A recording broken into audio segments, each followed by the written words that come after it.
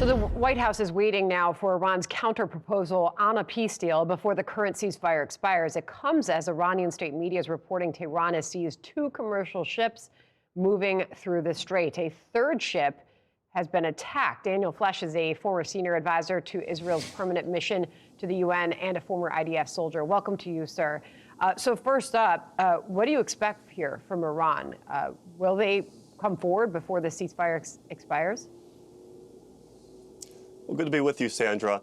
It's clear that Iran is sending a message to multiple audiences. First, to the president himself, that the ceasefire negotiations, or the ceasefire right now, it's on thin ice right now, with the president having postponed negotiations in Islamabad to later this week. It's also sending a message to the region and to the international energy markets that Iran has a say in who transits the Strait of Hormuz and what energy gets out of the Persian Gulf. So it remains to be seen how the administration is going to respond. Like I said, they put off the talks in Islamabad. We'll be talking more this weekend. But in the meantime, clearly transiting the strait is effectively closed due to obviously the U.S. blockade, but also if there's active military operations going on, then international energy markets are going to be impacted as well. All right, so General Kellogg came on earlier, and here he is describing the military strategy on the part of Iran, describing it as their mosaic defense. Listen. They've distributed command and control. They call it the mosaic defense. They've done this over years because they were always afraid of fighting the United States. So they distributed the command to 31 regional commands. The besieged is the one who's keeping the population down. Just create a problem for them. The only way you're going to break their back. And that's what you need to do, is break their back.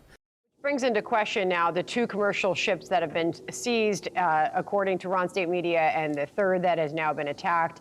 How should the U.S. proceed here? Well, the general is absolutely right that the way to defeat the Iranians is directly to defeat the regime itself. And this mosaic defense that they have, we've seen it deployed or utilized throughout this campaign, throughout this war, and particularly now, where there's a question of inside Iran, who is calling the shots? Is it the IRGC or the civilian leadership of the regime?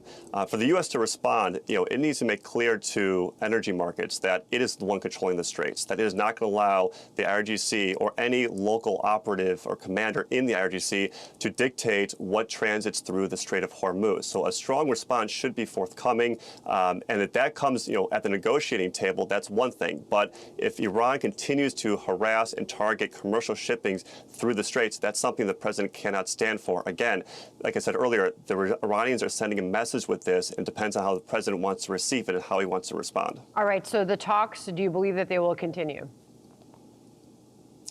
Well, as of right now, the president stated that they're going to continuing later this week, on Friday or Saturday, I believe, in Pakistan. If we wake up tomorrow morning and there's more ships that have been attacked, well, that clearly could change. I mean, the ceasefire is only going to hold so long as the president wants it to hold.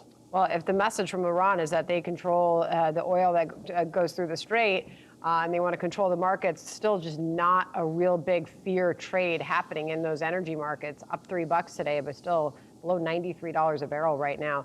Thank you very much, Daniel, for joining our coverage. Appreciate it. Thank you. All right, John? Be sure to like and subscribe for all the Fox News latest on YouTube, and catch full shows streaming now on Fox One.